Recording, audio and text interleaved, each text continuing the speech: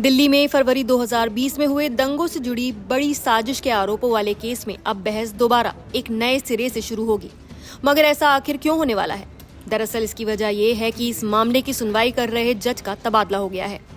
अब इस केस की सुनवाई एडिशनल सेशंस जज ललित कुमार करेंगे, जिनके सामने चार्ज पर नए सिरे से बहस होगी। ये केस उस एफआईआर पर आधारित है जिसे दिल्ली पुलिस की स्पेशल सेल ने 2020 में दर्ज किया था, जिसमें दावा किया गया कि दिल्ली में हुए सांप्रदायिक दंगों के पीछे पूर्व नियोजित साजिश थी। आपको बता दें कि दिल्ली दंगों का मामला फरवरी 2020 में उत्तर पूर्वी दिल्ली में हुए सांप्रदायिक हिंसा से जुड़ा है, जिसमें 50 से अधिक लोगों की मौत हुई और सैकड़ों घायल हुए।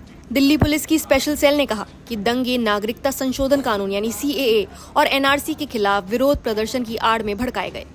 इस केस में UAPA यानी गैर कानूनी गतिविधियां रोकथाम अधिनियम और भारतीय दंड संहिता यानी IPC की गंभीर धाराएं लगाई गई हैं। इस केस के मुख्य आरोपियों में शामिल हैं उमर खालिद, ताहिर हुसैन, खालिद सैफी, शारजील इमाम, सफूरा जरगर, गुलफिशा फातिमा, नताशा नारवाल और अन्य कई सामाजिक कार्यकर्ता और छात्र नेता। कुल 18 लोग इस केस में आरोपी हैं। अब तक इस मामले में अभियोजन पक्ष यानी प्रोसिक्यूशन अपनी बहस पूरी कर चुका था। 5 आरोपियों ने भी चार्ज पर अपनी दलीलें दे दी थीं। लेकिन इसी बीच दिल्ली हाई कोर्ट ने एक प्रशासनिक आदेश जारी किया, जिसमें 135 जजों का ट्रांसफर किया गया। इसी में जज समीर बाजपाई का भी ट्रांसफर हो गया, जो इस केस की चार्ज पर बहस सुन रहे थे। शुरुआत में इस केस की सुनवाई एडिशनल सेशंस जज अमिताभ रावत कर रहे थे, लेकिन उनका ट्रांसफर हो गया था। उसके बाद जज समीर बाजपाई ने चार्ज पर विस्तार से सुनवाई शुरू की।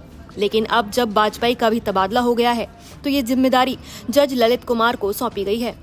अब नई स्थिति में पूरे चार्ज पर बहस का सिलसिला फिर से शुरू होगा। नए जज को न सिर्फ चार्जशीट पढ़नी होगी, बल्कि पुलिस की 17,000 पन्नों की जांच रिपोर्ट समेत सारे दस्तावेजों को दोबारा समझना होगा।